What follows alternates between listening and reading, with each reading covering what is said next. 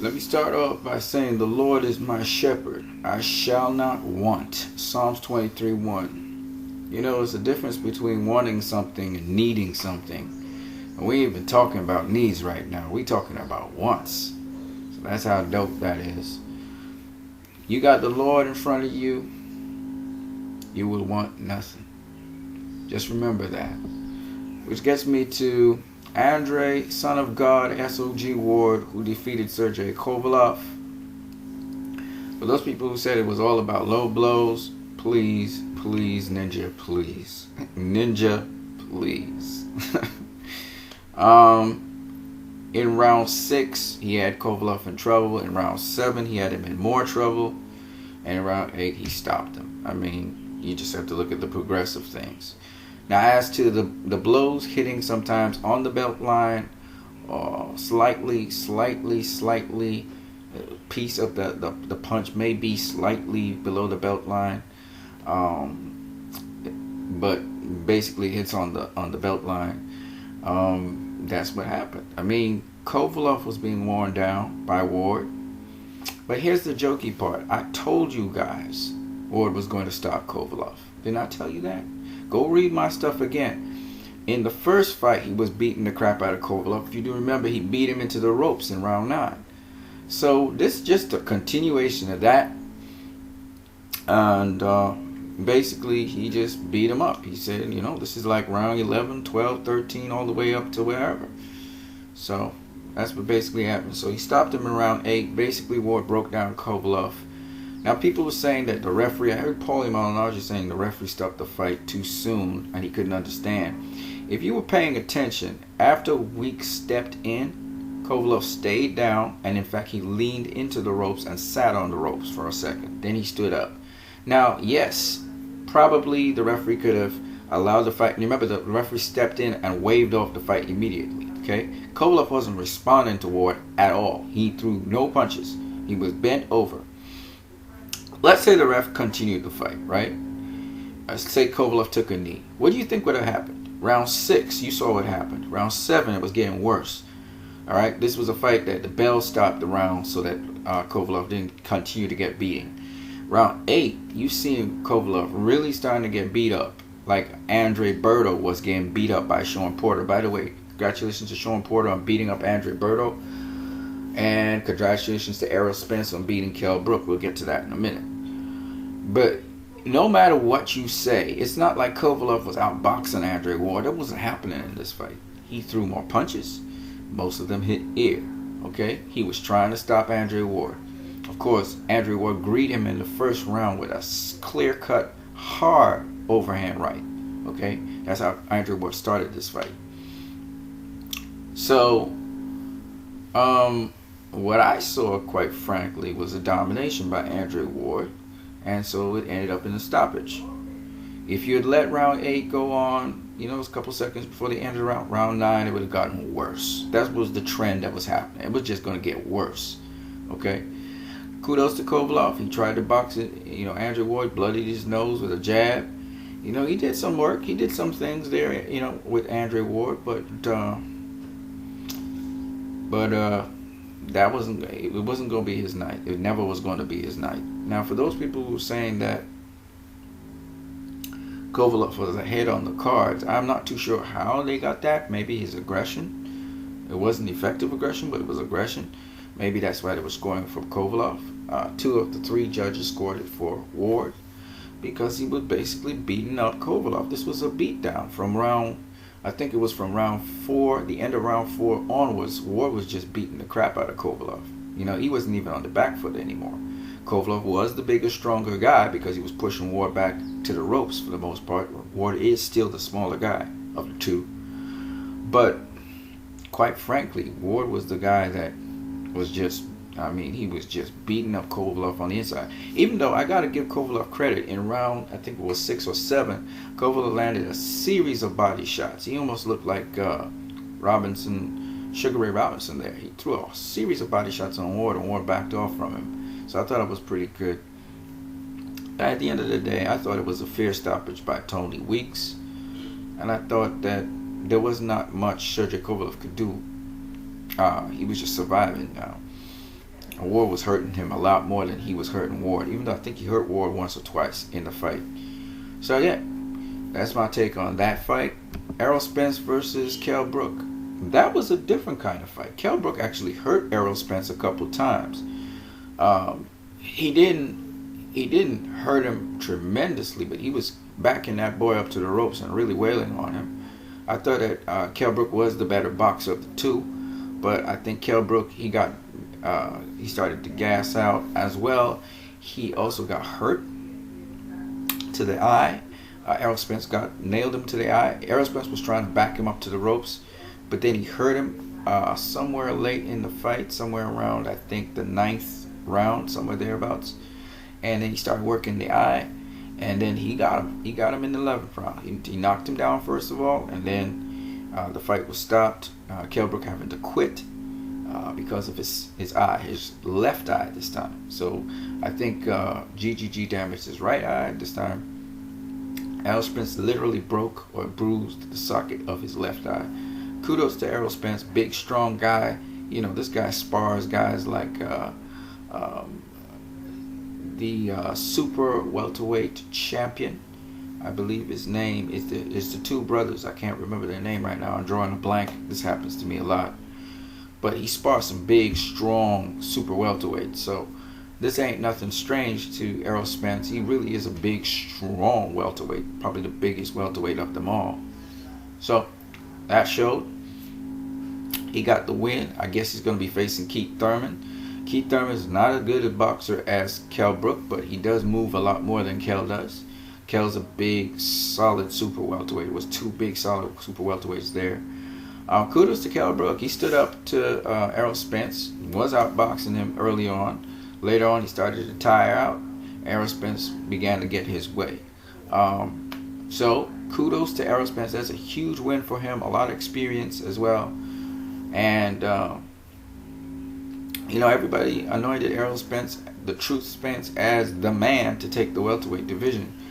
That may be the case in this case, because he did beat the number one welterweight in the world was Kell Brook. Well, besides Keith Thurman. We'll see how Keith Thurman does against Errol Spence. That should be an interesting matchup. I'm looking forward to that fight. I like Keith Thurman over Errol Spence, but hey, you know, I think other people love Errol Spence for his relentless pressure, his knockouts, and that he has some good boxing savvy. I will say though, Errol Spence, he does not have good head movement. He stays down the central line. I mean, Kell Brook was tagging him at will. I mean, to the head. And the only thing I always say about Kell Brook is he doesn't go to the body enough. He doesn't go to the body enough. And Errol Spence, he goes to the body, which is excellent. So I think Errol started to break down Kell, because every time he could get a body shot in, I mean, he would just let that straight left to the body. I mean, he'd rip a body shot. So I give Errol Spence the props in that his trainer and himself, they worked on breaking down fighters. Errol Spence, I don't think Errol Spence is the greatest puncher in the world, but I do think he systematically breaks you down. And he was fighting Kell Brook on the outside sometimes, on the inside, when he could get a chance to get on the inside, which was very hard to do because Kell Brook would make him pay for trying to come on the inside. So I'm glad that Kell Brook won. I'm glad that Errol Spence won. I wanted Kell Brook to win, but because I thought he was the better boxer of the two. But I'm glad that Errol Spence won. That's a huge kudos to him. The hype is real with Errol Spence. I now sort of believe it. Yeah, you can call me a hater if you want, but I think he's big, he's strong. I think his style is a pressure style, but if he can't get to apply pressure, he's got strength. He's big and strong enough to be able to absorb certain punches, and if he has to fight on the back foot, he can fight a little bit on the back foot as well. He's got some boxing skill.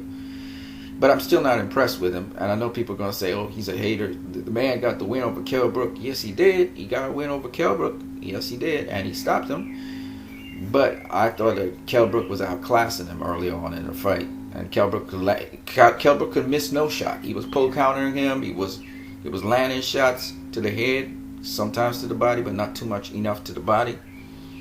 Errol Spence, he doesn't landing. Let me just make it abundantly clear. It wasn't like Errol Spence was being hit, anytime Kell Brook wanted to. It wasn't like that. It wasn't just like he was a punching bag. But he was getting caught straight down the center.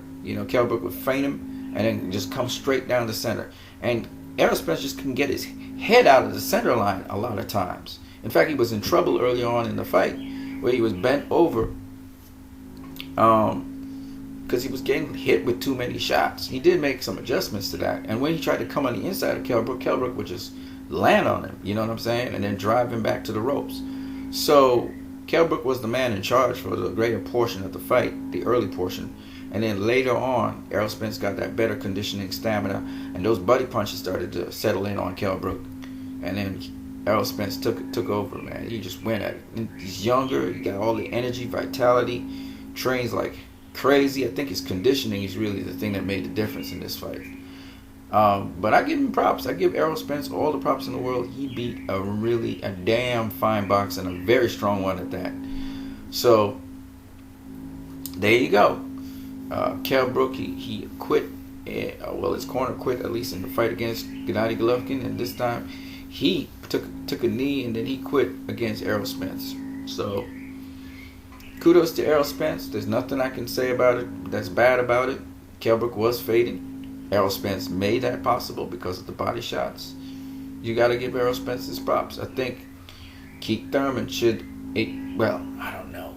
Keith Thurman also got he seems to have susceptibility to the body, so this should be Errol Spence's forte. The thing about it is Keith don't stand in front of you as long as Kell Brook does. But however, I've seen Keith on the ropes, and I've seen guys like Sean Porter and company, wail into the body, and Errol Spence, he gonna try and rip to the body if he can get Keith in the corner.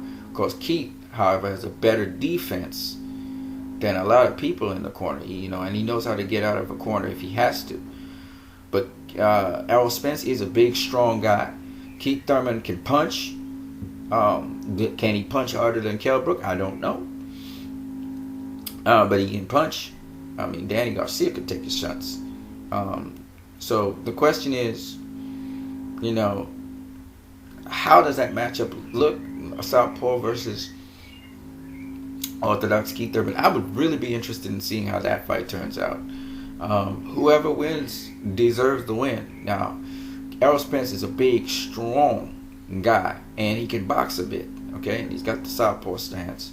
Keith Thurman is unorthodox, but he does understand the principles of boxing. Do I think Errol Spence is much more classical boxer than Keith Thurman? Absolutely. I think he also is longer than Keith Thurman, and so he can use that length. I think he fights mostly on the inside. I don't think Keith Thurman is mostly an inside fighter. He fights more in and out. So that would be an interesting matchup. It'd kind of be like a Pacquiao versus Mayweather, where Pacquiao actually is a much more classical boxer with longer reach, and he's taller and he's big and he's really well conditioned, versus a shorter Mayweather who has a Pacquiao style that's unorthodox. So it's weird because it's kind of flipping the script. Errol Spence is more the Mayweather because he's the taller, longer guy with much more classical boxing skills, whereas Thurman is the Pacquiao, but he is the orthodox stance, but the unorthodox style, the in and out style. So it's kind of like Pacquiao versus Mayweather in that respect. I think Keith Thurman has the quicker feet, I think, or let's say he's much more busier on his feet. He moves a lot more. Now, I can't really tell you if Errol Spence is faster. I don't think he's quicker, but he's pretty quick as well on his feet. He's kind of cat-like on his feet. And he does use range. When he needs to use range, he uses his range. So that would be interesting. That would be an interesting matchup for me to see. Now let's talk about Guillermo Rigondeaux versus the guy he fought. I forgot what the guy's name is. Rigondeaux, he knocked out the guy, I think on the bell or just after the bell, is what I heard. So it may end up being a no contest bout. But again, Guillermo Rigondeaux showing his class, showing his power, just a fantastic boxer. So it is what it is. So that's basically it for me with the boxing. I haven't been really sending out much videos on boxing. I've been focused on my movies, particularly on Wonder Woman at present, which is doing well at the box office. But if you want to go check out my movie channel, it's Christ I Am Disciple. It's on YouTube. I think you have to type in Greg Bunk Picks. I can always put it in the comment section, as well as I can put it in the description, so you guys can check out my affiliate channel. But as far as I see with boxing, this is what I had to say about it. I don't know if there are any other fights I missed out. You guys can let me know. Did I talk about Canelo versus Chavez Jr.? I don't think I did. So he beat Chavez Jr. Obviously, Canelo outsmarted Chavez, outboxed Chavez. Chavez wanted to do certain things, and it just wasn't going to happen in that fight. Canelo basically had Chavez keep his hands at home. Okay?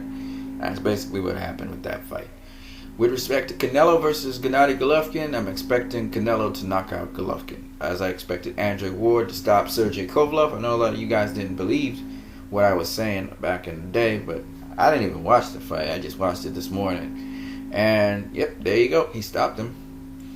And the reason that I knew Andre Ward would stop Sergey Kovalev, because he needed an emphatic win, 1.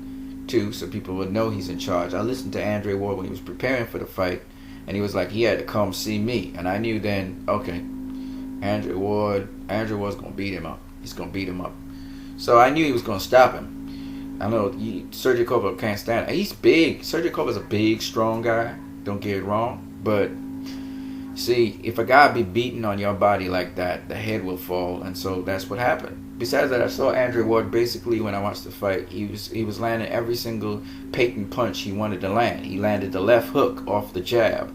He landed that overhand right that he's famous for. I said he landed the overhand right early in the fight, and I was like, nah, this ain't going well for Kovalev. I know this already. You know, Kovalev said he didn't feel the punches that Ward was throwing. Well, guess what? He's just like Oscar De La Hoya. Oscar De La Hoya said he didn't feel the punches Manny Pacquiao was throwing. That don't mean they ain't doing the damage. You know what I'm saying? So, you know, it's just he was probably numb to the punches, but obviously they were affecting him because he would bend over, double over when a certain body shot happened. Then it started happening in round 7, where he doubled over, and he was looking at the ref as if that was a low blow. It wasn't a low blow. The ref was just continuing it, and Andre Ward was just, he was just beating that boy up. So it wasn't surprising to me that I actually predicted, this is where this fight ends. Okay, round 8. Yeah, definitely. This fight ain't going further. Because what I saw after round 7, I knew. It reminded me of Lomachenko versus Nicholas Walters. You know?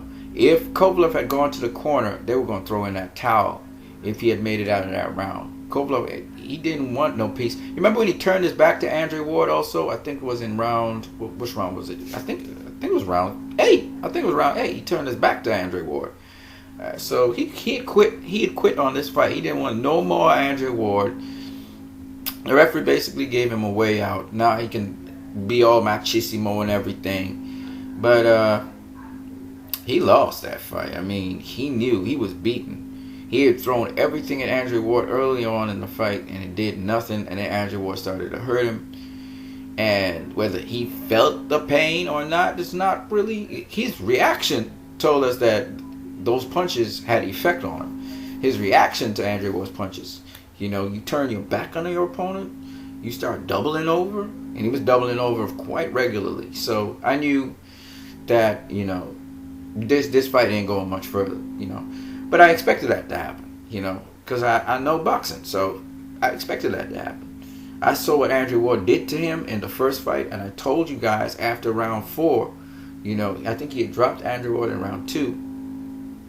In round 3, the tide started turning at the end of round 3, and by round 4 and onwards, you know, it was all Andre Ward, basically. It was an Andre Ward fight, right? But you guys never believed me, some of y'all. Y'all was arguing with me about this and that. I told y'all about Danny Jacobs versus Gennady Golovkin, and I'm telling you now, I'm letting y'all guys know, Canelo is going to do exactly what Andre Ward did to Kovalev, he's going to do to Gennady Golovkin. The first time y'all going to see Gennady Golovkin get stopped. It's going to be by Canelo Alvarez. Got everything necessary to beat Gennady Golovkin and beat him up bad. it's gonna be a murder fest. The referee better just stop in, jump in and stop that fight, because we saw what Jacobs did to him. There's a reason why Canelo was like, nope, you got to be my next fight. He didn't want Billy Joe Saunders to fight him, because Billy Joe Saunders would have finished off Gennady Golovkin as well. Because, it's there. Gennady Golovkin don't got that defense. He doesn't have the defense necessary to counter. His thing is offense. He got reasonable movement and stuff, but he's open for shots, and that's just a field day for Canelo. Canelo got the defense. You saw Andre Ward got the defense, right? When Sergey Kovalev's trying to work the body or he's trying to go to the head, Andre Ward's just rolling with them punches, and it's Charlie Burling it. He's doing the Charlie Burley thing. So, at left hook, I hear people saying Sergey Kovalev don't have the left hook. What the left hook was going to do against Andre Ward? You can't do nothing against Andre with the left hook. Because when you left hook Andre Ward, he rolled with the punch. Do you guys remember GGG versus Kell Brook? Kell Brook was basically rolling a lot of GGG's punches until GGG changed it up a little bit and he started hooking in some unusual places. Alright? But then again, Kell Brook, he's a guy, he doesn't know when not to go toe-to-toe with you. That's the problem with Kell Brook. So whereas you saw with Errol Spence, he knew how to cover up and move backwards. Kell Brook don't know how to do that too well. That's the problem with Kell Brook. That's why he keep on getting hit. Alright, he got good defense, but he don't have great defense. And he's solid almost all the way around. Errol Spence got better defense than Kell Brook does, which is another thing that I think allowed Errol Spence to win the fight. So defense is an important thing. It's not just offense. Everybody was like the crusher, Sergey Kovalev. Okay, you the crusher. Sergey Kovalev used distance as his defense. He don't really block and roll punches a lot. A lot of guys like Muhammad Ali and these guys, they were good at distance control, and that they could roll punches, but they don't know how to block punches properly. You look at Muhammad Ali, he would pull you in, instead of trying to block a punch. Larry Holmes had a better blocking guard, but because he wasn't as well conditioned, Mike Tyson was able to beat on his arms and get him to open up. He bullied him, and Larry Holmes was so afraid he just opened up and let Mike Tyson two-piece him. So it's not just how good your defense is, it's also how well conditioned you are. And that's why when I talk about guys like Floyd Mayweather, when I talk about those kinds of cats, people are now starting to open up and say what Floyd do. You heard Errol Spence talk about Floyd Mayweather. He said he's not only he can punch a little bit, but that's not the thing. Floyd make you think a lot. And on top of that, Errol Spence admitted that Floyd's a lot stronger than you think he is. He's really, really well conditioned. He's really, really strong. And so you feel his physical presence, just like how Sergey Kovalev felt Andre Ward's physical presence, because he can push Sergey Kovalev around. Even though Sergey Kovalev is the bigger, stronger guy, Andre Ward is solid. You know what I mean by solid? Like if he punch you, you feel a certain solidity to his punches, like they are effective. That's why he was able to stop Sergey Kovalev. Think of a little guy like Timothy Bradley when he stopped Brandon Rios. Hey, by the way, I think Brandon Rios won his match against whoever he was fighting. I don't know, nobody in my opinion. Well, he's not nobody, but the guy who he beat was, kudos to Brandon Rios on that. But yeah, back to what I was saying. And he fought on the inside as well. He was an inside fighter. However, getting back to what I was saying. A guy can be strong. Like, okay, Marcus Maidana, he's a strong dude, right?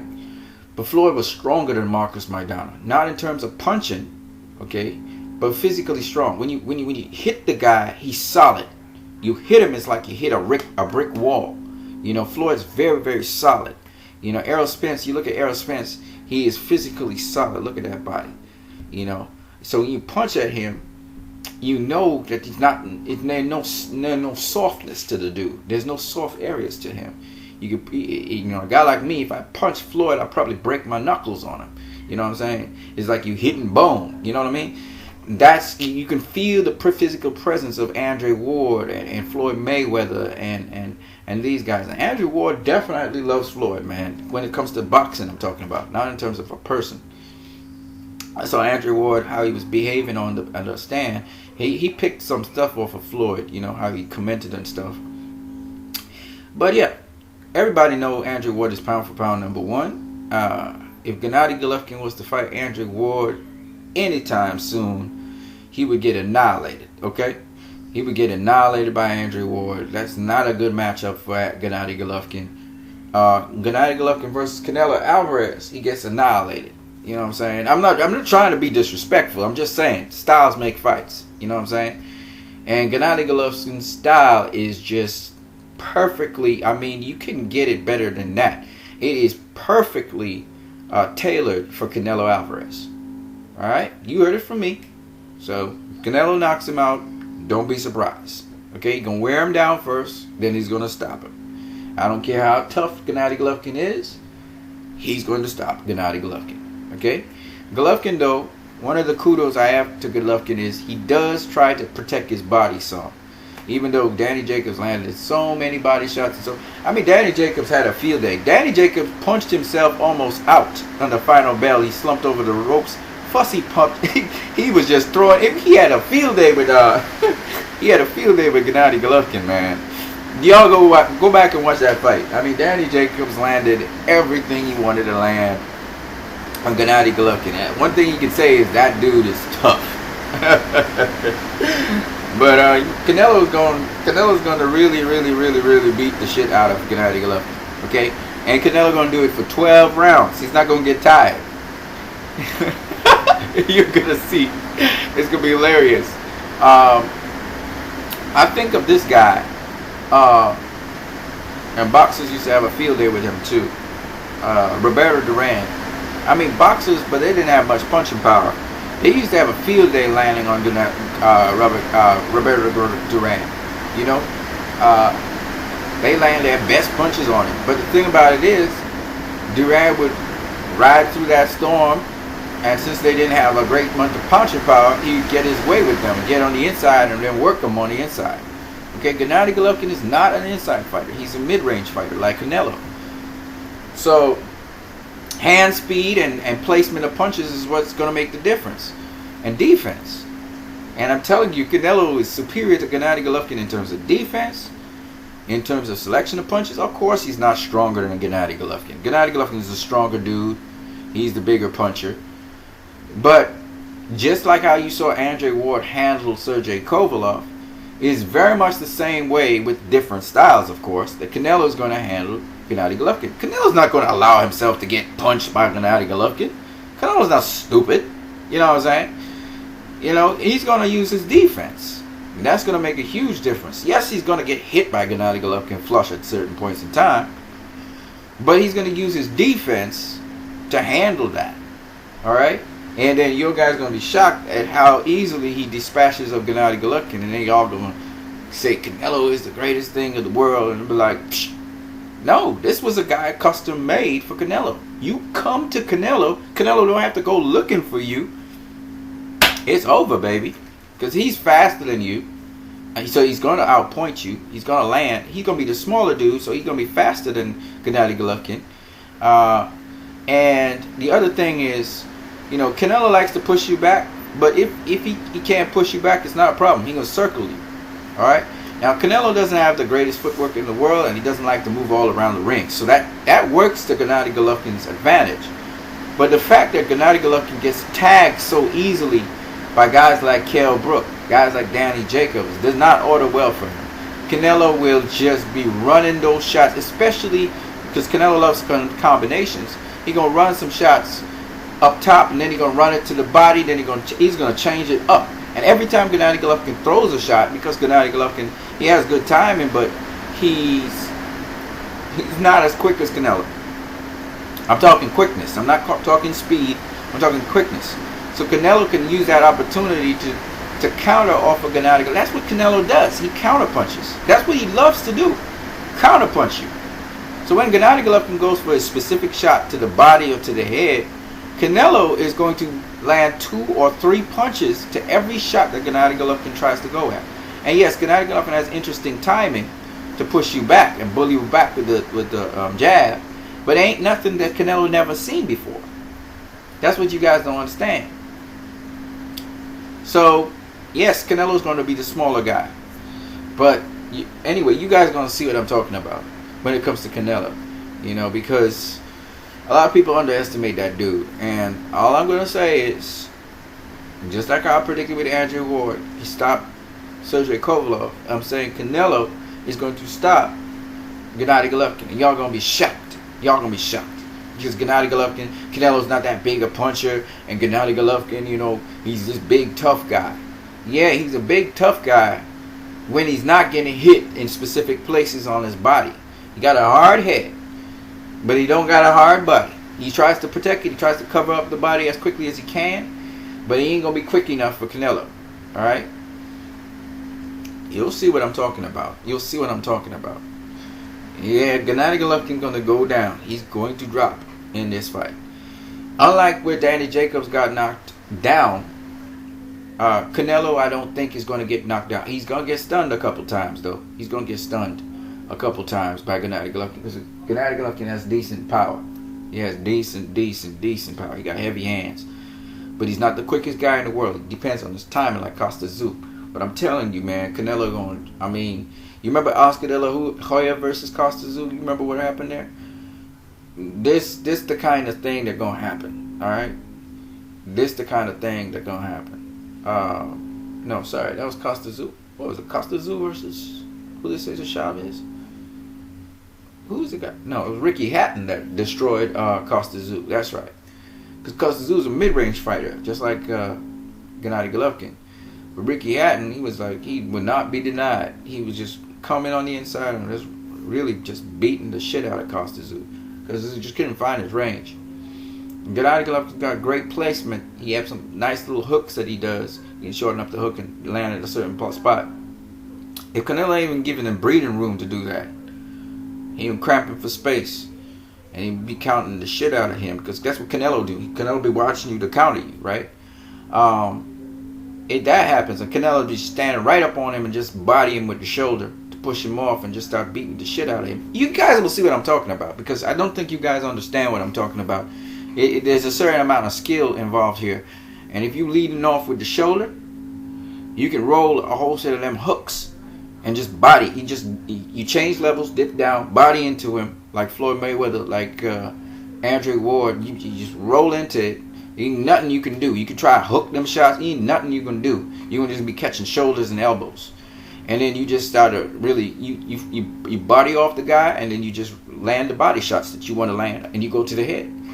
And all Gennady Golovkin gonna be doing is missing most of the night. He's just gonna be missing shots, and Canelo just gonna be ripping shots on the inside and so on. Gennady Golovkin gonna push him up to the ropes, and Canelo be laughing away as he just body him off, roll back into the ropes. When Gennady Golovkin come with a certain kind of shot, Canelo be anticipating that shot.